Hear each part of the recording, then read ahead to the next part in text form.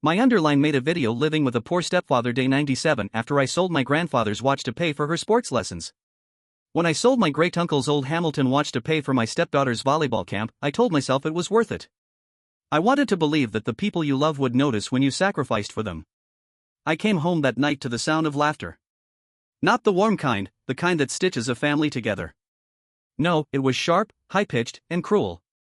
I found my wife, Denise, and my stepdaughter, Piper, hunched over the kitchen table, their phones held high.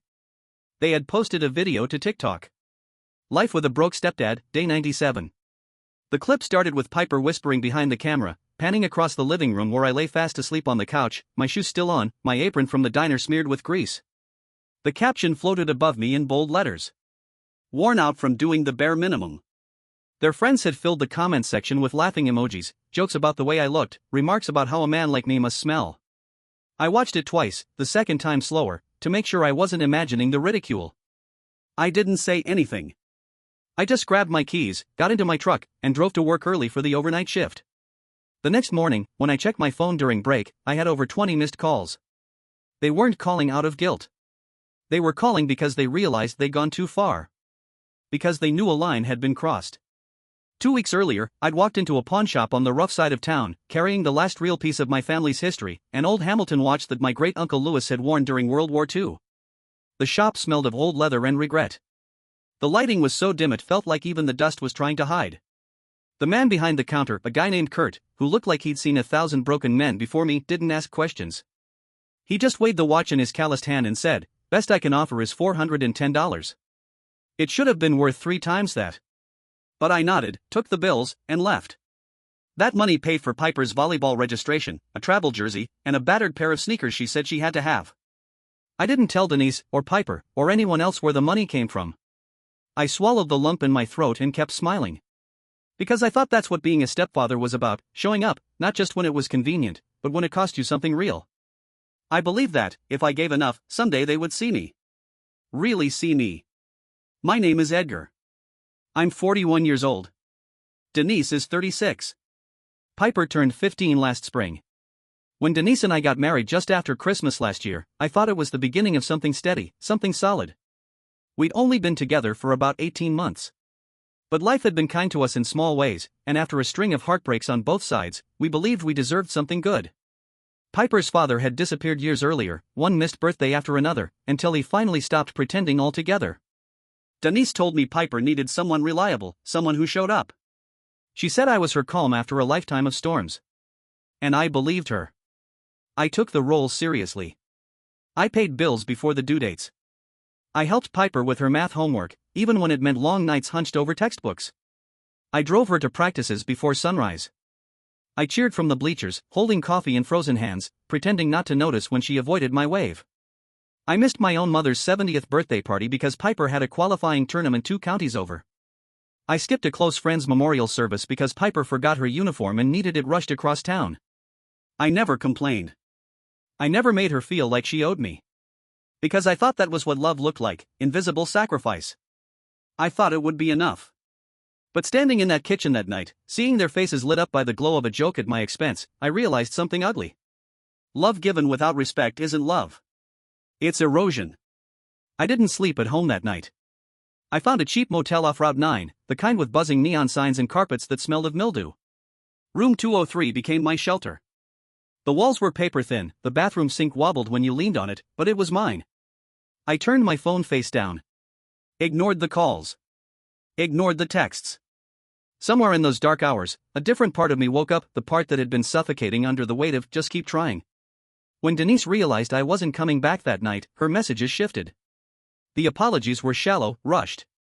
"You're overreacting. It was just a joke. You know Piper doesn't mean it." They weren't sorry for what they did.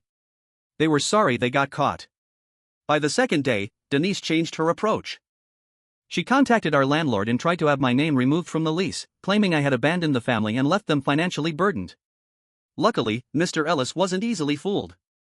He called me directly. "I've been a landlord long enough to smell a lie," he said dryly. "I'm not removing you unless I hear it from you in writing." Then, quieter. "I saw the video, Edgar. My niece sent it to me. It's going around online. You didn't deserve that. It wasn't just local anymore. The video had spread to Reddit, some step-parent support community. People I had never met were watching me sleep, laughing at my exhaustion. I didn't comment. I didn't fight. I didn't tell my side. I just stayed silent and watched. Because sometimes, when people think you're gone, they start showing who they really are. On the third day away from home, I got a call I didn't expect. Not from Denise. Not from Piper. But from Denise's older brother, Leonard.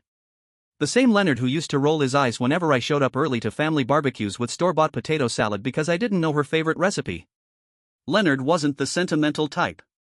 He got right to the point. "Ed, you need to know what's going on," he said over the crackle of a bad connection. "She's telling people you're unstable. Saying you snapped." I stared out the grimy motel window at a parking lot filled with cracked pavement and sagging pickup trucks. Snapped? I hadn't raised my voice once the night I left. Hadn't slammed a door.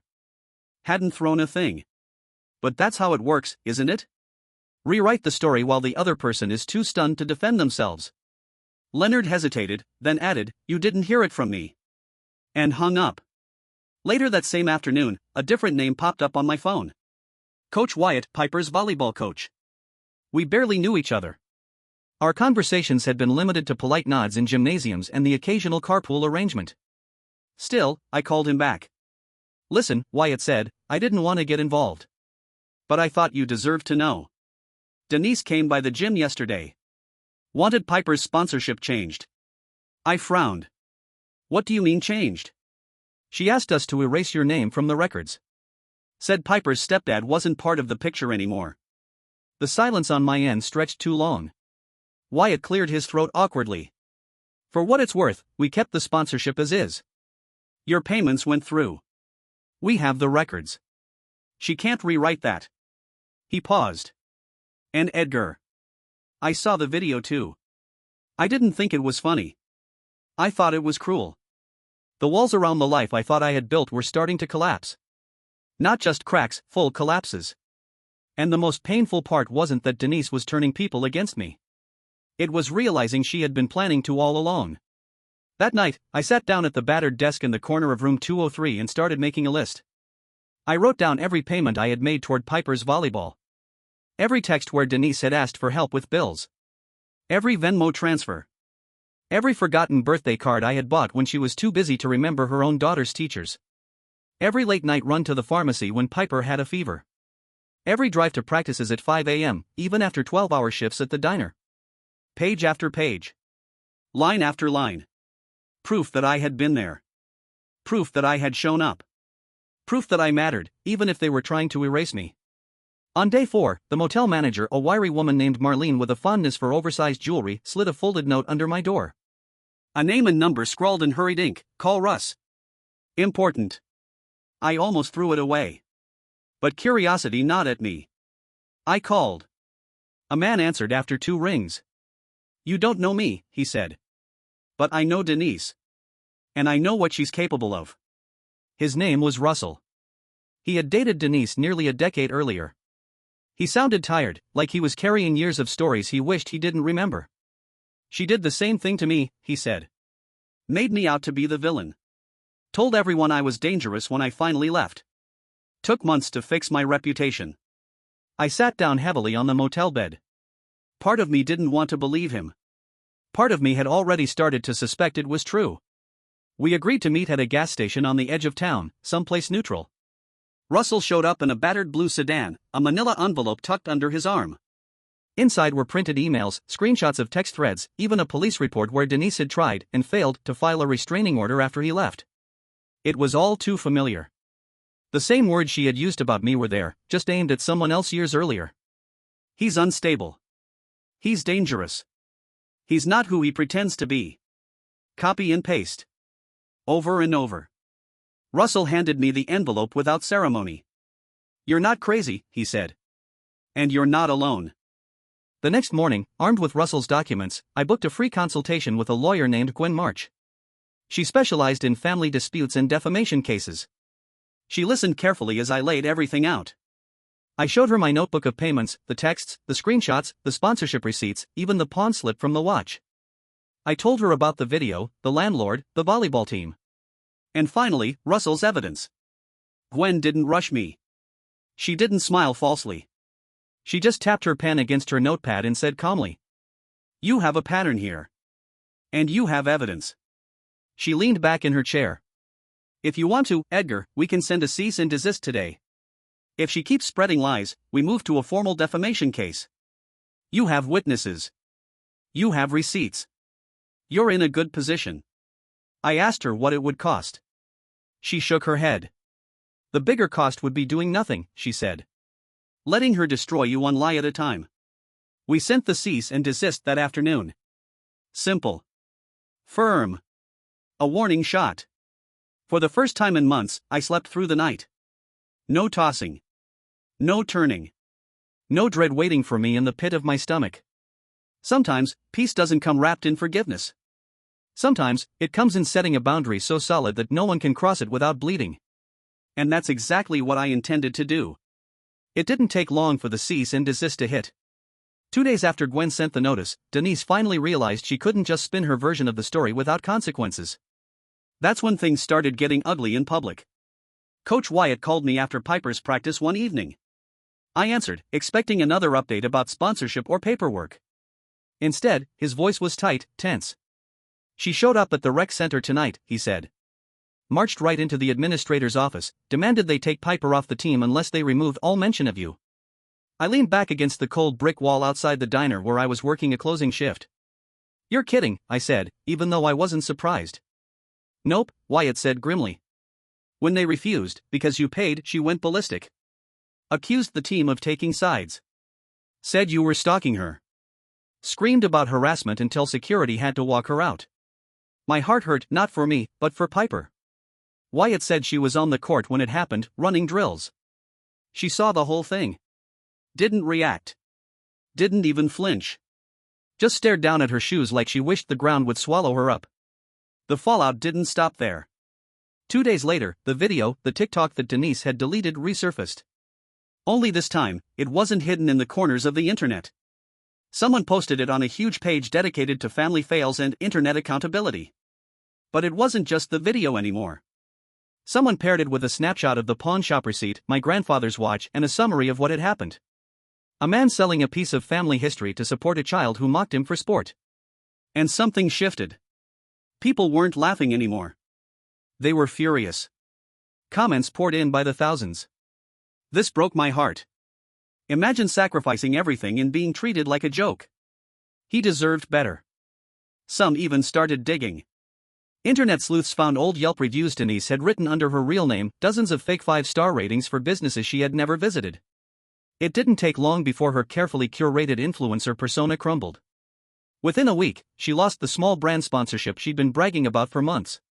Her social media accounts started disappearing, flagged for spam, false advertising, manipulation. By the end of that Friday, her TikTok page, the one where she'd built her little following, was gone without a trace. I didn't celebrate. It wasn't joy I felt. It was something quieter. Something sadder. Because once you see someone for who they really are, there's no pleasure in watching them fall. Just a hollow kind of grief for the version you once believed in. The next Monday, Leonard texted. A simple message. She wants to meet.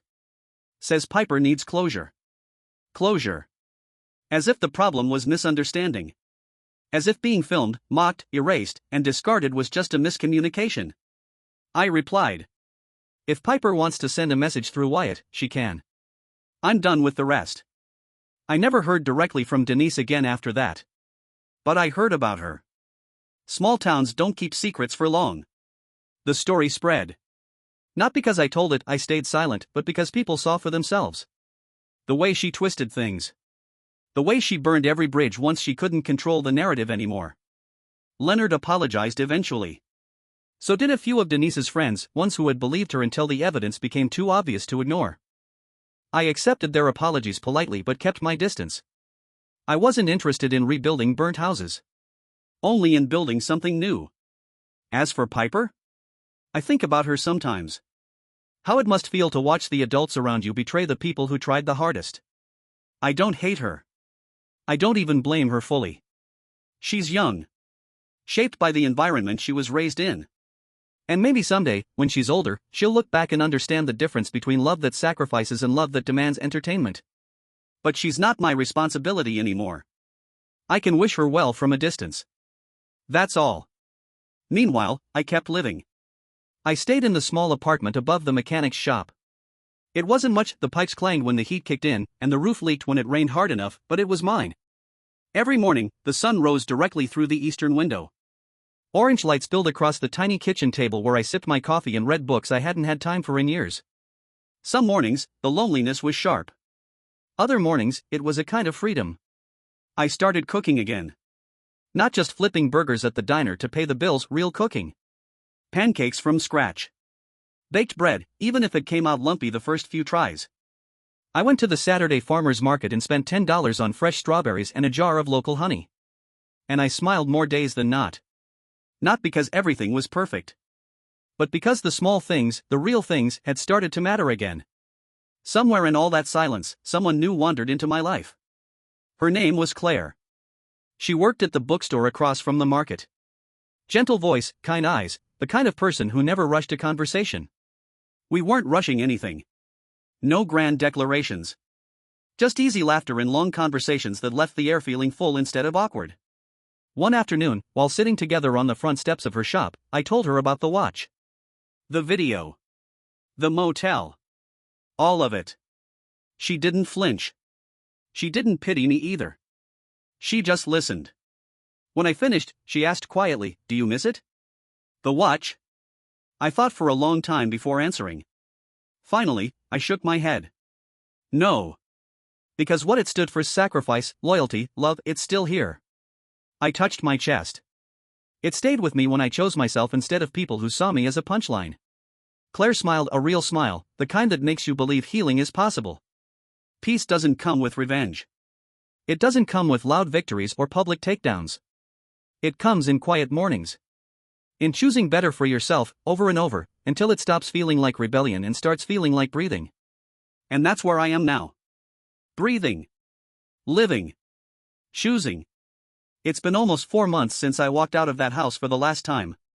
Some days, it feels like it happened just yesterday. Other days, it feels like a story someone else lived, like I'm just reading about a man who stayed too long where he wasn't respected. But it was me. It was all me. And I survived it. Room 203 at the old motel is long behind me now. The mechanic's shop apartment has turned into something resembling a home, slowly, steadily. I hung old photos on the walls, my mother as a young woman laughing at a picnic, my great-uncle Louis standing proudly in uniform with the Hamilton on his wrist. Sometimes, I catch myself staring at those frames in the early morning light, and I think, they deserved better too. And maybe now, so do I. I didn't seek revenge against Denise. I didn't need to. Life has a way of sorting itself out when you stop trying to force it. Her reputation collapsed quietly but thoroughly. The community that once admired her curated image saw what lay beneath. No dramatic confrontations, no screaming matches. Just a slow, steady closing of doors. Friends stopped answering her calls. Brands stopped sponsoring her. The parents at Piper's school looked at her with something colder than anger, disappointment. I didn't have to lift a finger. I just had to stay still and let the truth breathe. Coach Wyatt told me that Piper finished the season, but it wasn't the same. She didn't laugh as loudly on the court anymore. She showed up late to practices, left early. Some of the other players pulled away too, unsure how to navigate the aftermath. Children bear the weight of adult mistakes heavier than anyone likes to admit. I hope Piper finds her way someday. I hope she learns that real love doesn't humiliate the people who show up for you. But that's a lesson she has to seek herself. I can't teach it anymore. And I won't try. As for me, I finally started saving for myself. Nothing grand, a little tucked away from each paycheck, a jar on top of the fridge labeled Next Chapter Fund. It isn't much yet, but it's mine. Every dollar is a small rebellion against the life where I gave and never asked for anything back. I picked up a second part-time job at a small hardware store on Main Street. The owner, Mr. Whitaker, is a gruff man with a heart 3 sizes bigger than he lets on. He hired me on the spot after I fixed a jammed cash register on my first visit. "You look like you know the value of showing up," he said, handing me an apron. And for the first time in a long time, I felt seen in a way that didn't hurt. Claire and I are still just walking through things. Carefully. Gently. She brings fresh bread from the bakery next to her shop when she visits. I brew strong coffee in the battered old pot I salvaged from the motel. We talk about books, music, dreams we once shelved when life got too loud. There's no pressure, no performances. Just space. Space to heal. Space to dream again. One night, under a sharp, cold sky full of stars, Claire asked me, "Do you ever wish you could go back? Change anything?" I thought about it. Really thought about it. Maybe a few months ago, I would have said yes. I would have said I wished I hadn't pawned the Hamilton. That I hadn't wasted so much time trying to earn love that was always conditional. That I hadn't missed birthdays and funerals trying to be someone's placeholder for a real father. But sitting there, with the frost biting the edges of the night and the smell of fresh bread between us, I realized the answer was no. Because everything that happened, the betrayal, the loneliness, the slow crumbling of the life I tried to build, it all led me here. To this quiet, honest peace. Pain has a way of clarifying things. Of stripping away what doesn't belong. And what's left, after the anger burns off, after the sadness fades, is something stronger. Something real. Me. Not the man they laughed at. Not the man they tried to erase. The man who chose himself. If you're still reading this, if you're standing in a life that feels heavy with someone else's cruelty, let me tell you something important. You don't have to wait for permission to leave. You don't need a smoking gun or a final betrayal. Sometimes the quiet disrespect, the small humiliations, the laughter that doesn't include you, sometimes that's enough. You deserve to be loved out loud. You deserve to be respected when you're not in the room. You deserve to be seen, not just used. The Hamilton watch is gone.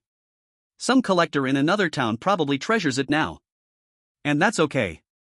Because what it represented, loyalty, resilience, quiet courage, is still ticking inside me. No one can pawn that. No one can steal it. It's mine. It's earned. I don't know exactly what comes next. Maybe a new job. Maybe a bigger apartment with a real oven and a porch swing. Maybe more long afternoons reading old paperbacks and making lumpy bread.